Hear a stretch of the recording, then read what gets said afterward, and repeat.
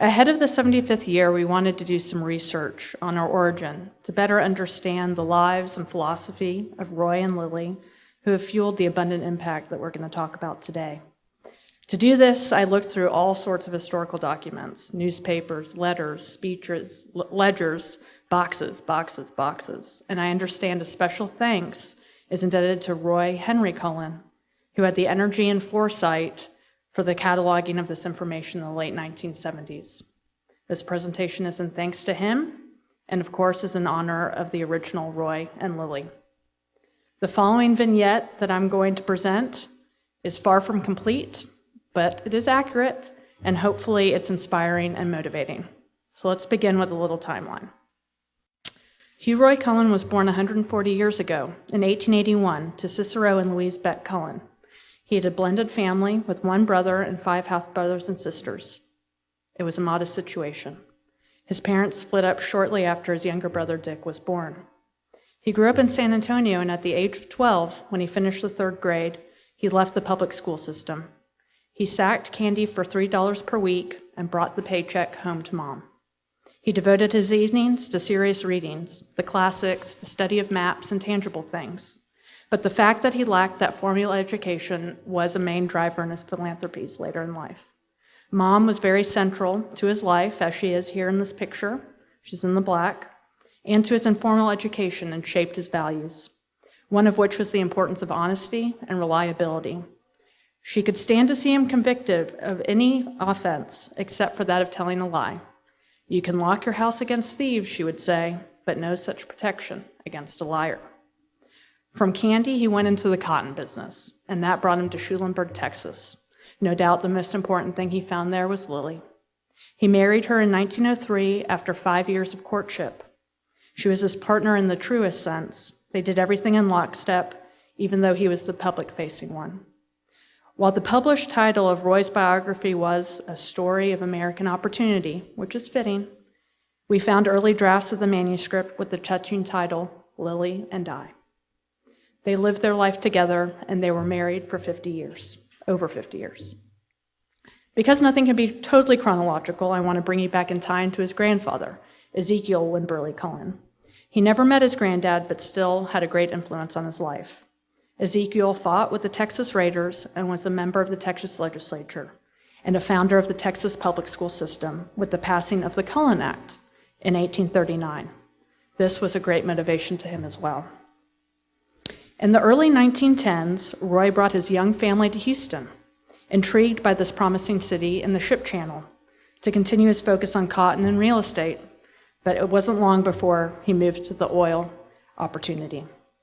Despite being new to oil, he was able to get capitalized pretty quickly because of his reputation for honesty and having paid off his loans.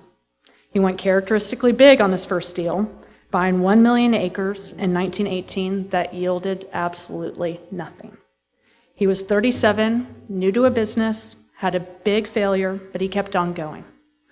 In 1921, when he was 40, he had his first big gusher at Pierce Junction, and really, the rest was history. His strategy required conviction and certain innovations that he developed, for he would drill deeper holes in proven but abandoned oil fields to untap the biggest reserves, previously unknown. It was said for himself and for others, he dug deep. His business success was not just luck, and I think this is important to know. There really was strategy and innovation, which was recognized by the Doctors of Science degree he received from the University of Pittsburgh, a leading university of the time. And it said it was in recognition of the courage and vision which have marked his business career since inception, and especially for his pioneer's discoveries of deep producing sands, which assisted materially in enlarging the scope of the modern oil industry. And of course, amidst such abundance, it's really bittersweet that that same year, his only son, Roy, died in an oil well accident at the young age of 31, a tragedy that many in this room have felt the ripple effects of. Roy said of his life in the fields, "It was a hard life. Sometimes I was up, but many times I was down. I've gone for a week at a time without sleep, and sometimes I was so tired I couldn't pull off my own boots. But I can truthfully say I was never discouraged. I taught myself to be optimistic." And it was with optimism and humility that Roy and Lily gave away the lion's share of their newfound wealth. This is one of his ledgers from the 1940s. It's 5 pages long. There are figures and organizations all over it. He truly had a big heart, and he had trouble saying no. One newspaper called it reckless generosity, and I think that that's pretty accurate. From all of these beneficiaries, though, of this reckless generosity, there were some gifts and grantees that Roy and Lily had a little more thoughtful about in terms of frequency, size, documentation, and these are they. In his more institutional yet personal giving, he provided a framework and program areas that the foundation still uses today: giving in education, healthcare, public service, and the arts. The University of Houston received his first big gift in honor of his son, the Roy Gustav Cullen Building. U of H was special to Roy as he saw it as a working man and woman's university where Houstonians without means, like himself, could get a sound education. And in supporting it, he wanted it to retain this profile forever. Then later in 1945, he made a big splash by giving more than $1 million per day to 4 Houston hospital systems in 1 week in 1945. He really didn't understand the fanfare that these huge gifts elicited. He simply had the capacity to give, so he would give to their maximum. And this was a philosophy he had even before he had generated wealth. He reminded people that his first check of $5 to the Salvation Army bounced. This is an example of his generosity at overcapacity. And lastly, not being so serious, he really thought that music and flowers were nice too. And he was a constant supporter of the symphony, and not only dollars, but his own sweat. Having served as a wartime president, he traveled the symphony around and broadcast them nationally on the radio as a way to not only lift spirits during a hard time, but to market Houston as a cultured city.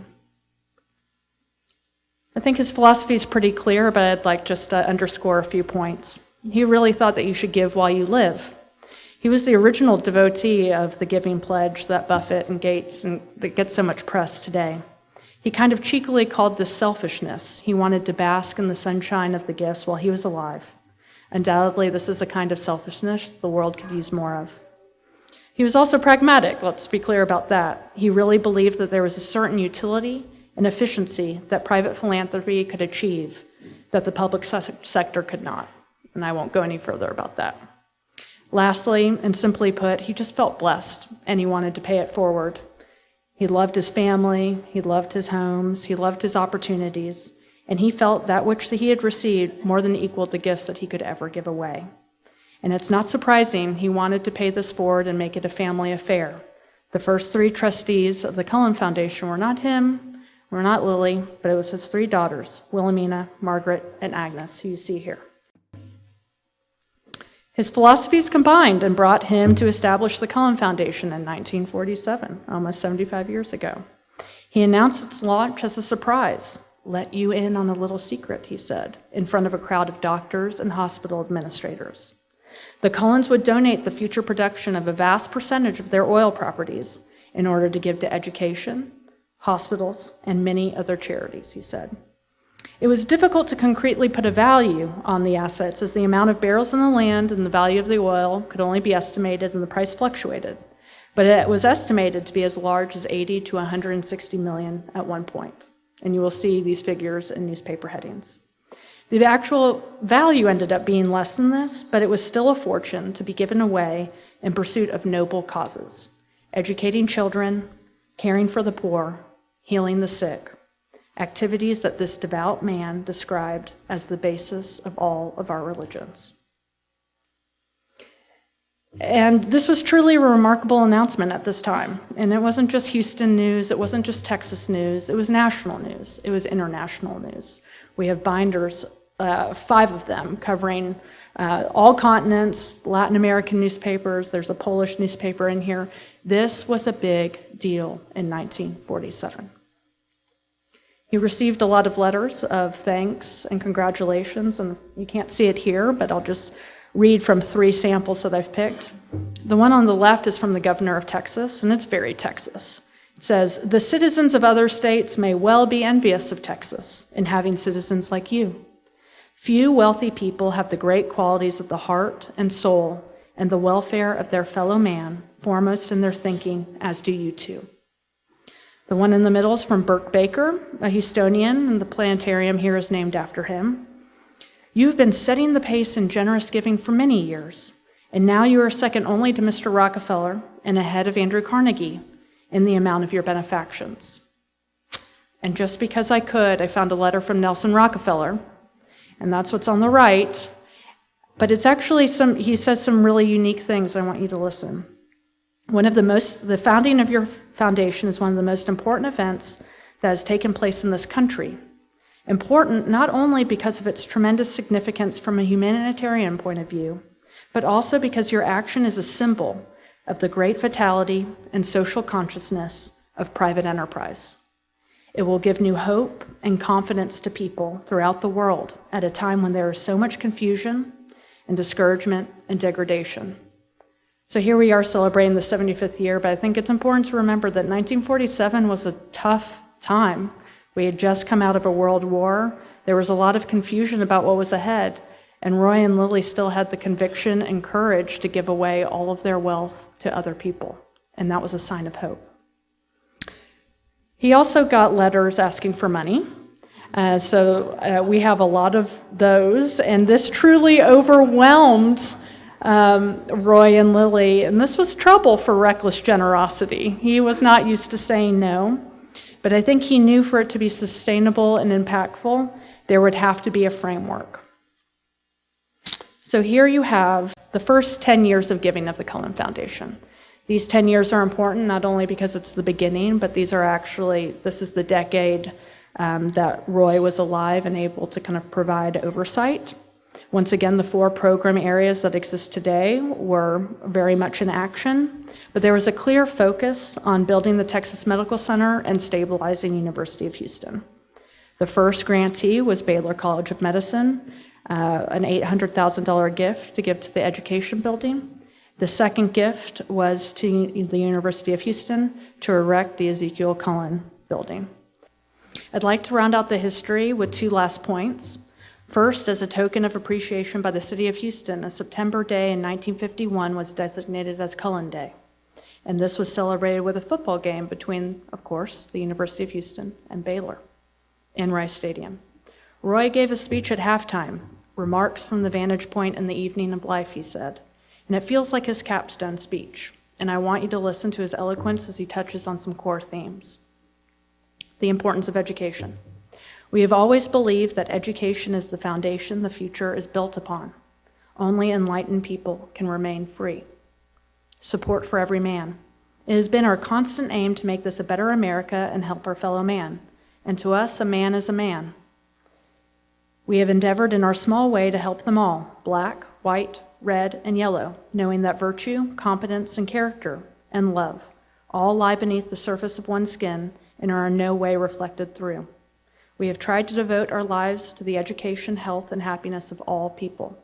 1951. Measure of impact. We would prefer to have our efforts counted in numbers of people and services rendered, rather than in dollars and materials. For to us, it is a nobler task to build men than buildings. Houston. Living in Houston has been a great privilege and a great challenge. During our lives here, we have seen it grow from a village to a great metropolis on the doorstep of an even greater future. We hope to see it grow more beautiful with size and even more vibrant with age. We are confident that each citizen here is becoming increasingly aware of the duties and obligations of his citizenship, and are equally confident that this is true throughout the breadth of the land. And lastly, what matters most? To every man and woman comes one instant greater than all others, the apex of life. For us, that instant is tonight. At last we feel successful, for success is not truly measured in terms of material wealth, but in the number of one's friends. Hugh Roy Cullen died somewhat fittingly on July 4th, the day after his 76th birthday in 1957. Lily passed away 2 years later. The city did mourn.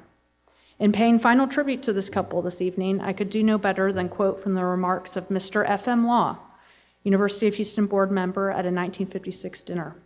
His remarks seem to have been made in preparation for their imminent passing. Mr. Law told of a recent visit to London and the many historic buildings he viewed that had been designed by one of the world's preeminent architects, Sir Christopher Wren. When he arrived at St. Paul's Cathedral, considered one of Wren's finest masterpieces, he saw his tomb, a simple slab with a brief inscription, "If you seek his monument, look around." And then Mr. Law told of the many buildings that Roy and Lily had made possible in Houston, the hospitals and the schools, and the changed Houston landscape of 1956, let alone what it looks like today. And then he said, "I believe you will agree with me that when Roy and Lily Cullen embark for the other shore, it would be very fitting, as in the case of Sir Christopher Wren, that their epitaph should be said, 'If you seek their monuments, look around.'"